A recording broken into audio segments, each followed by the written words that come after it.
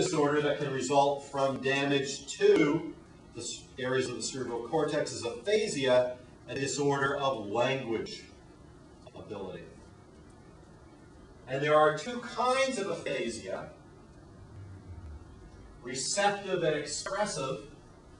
Receptive aphasia involves difficulty with language comprehension. Did I say receptive? Expressive aphasia is difficulty with language production. And we know the areas that are required for language production and reception. And if there's damage to these areas, you experience aphasia. And the first of these areas to be discovered is an area, it really is the motor planning area for the control of speech. Broca's area, right in front of the motor cortex. And now let me highlight in the left hemisphere, not in the right hemisphere.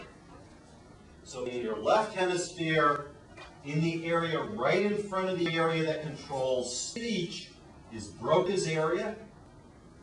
Damage to Broca's area produces damage in the ability to produce speech. Actually, to produce language more generally. And Broca's area was first discovered, I guess it was 1861, by Paul Broca, a French physician. And Broca had the opportunity to study a very interesting patient. And the patient goes generally by the name of Tan. And he goes by this name because after having experienced a stroke when he was a young man, a stroke that was later discovered damaged this area of the left hemisphere, all he said was Tan. You asked him his name. If he answered, he'd say Tan. If you asked him where he was going, he'd say Tan. It was the only word he would say. Now, it wasn't that he had no intelligence. He knew he had a problem. He could get around in the world. He knew who he was. And he could understand language. But all he would say as any recognizable word was Tan. Now, we also sometimes just seem to utter random syllables. So he clearly had the ability at the motor level to create the sounds of language. But he wouldn't say anything. At least nothing really logical and recognizable. So it actually was assumed that he had some kind of psychological disorder, and he spent the remainder of his life, which wasn't a very long one, in an institution.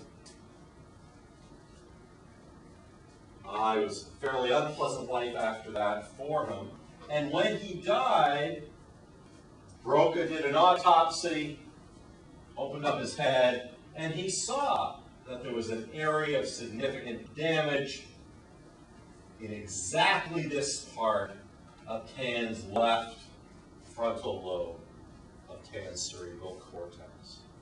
And we now know that this area is critically important in the production of language. Damage here produces expressive aphasia. And again, depending on how much damage there is and exactly where it is, the disorder may be very serious or it may be very minor. You just may sometimes stumble over words and have a little bit of trouble with pronunciation, all the way through a patient like Tan, who basically couldn't produce any language. Now, I will anticipate a question or two here and tell you that although it's fairly obvious that this area plays its role in language production because it's right in front of, at least in the left hemisphere, the area of the motor cortex that controls language production, that controls speech production. This is a more general language production area, not necessarily specific to speech. So, for example, deaf individuals who use sign language and have damage to Broca's area show symptoms of aphasia in the production of sign language. Patients who are not deaf and experience damage to Broca's area and have trouble with speech sometimes also, at least typically, show similar kinds of problems with written expression of language.